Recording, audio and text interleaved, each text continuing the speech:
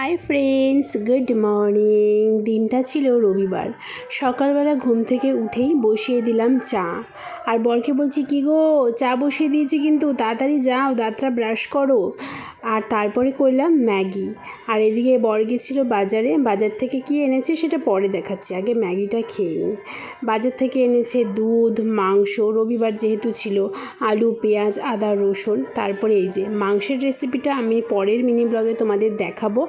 আর যদি এখনই দেখতে চাও তাহলে আমার রিলেটেড ব্লগে চলে যাও, দেখতে পেয়ে যাবে।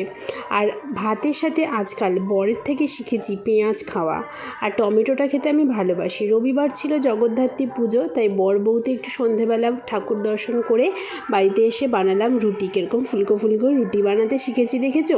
আগে জানো তো রুটি বানাতে পারতাম না, লকডাউনে শিখেছি। সেই প্যান্ডেল থেকে এনেছে প্রসাদ, সেটা খেয়ে একটু হেয়ার অয়েলিং করে আজকের মিনি ব্লগটা শেষ করলাম। ভালো লাগলে লাইক করো।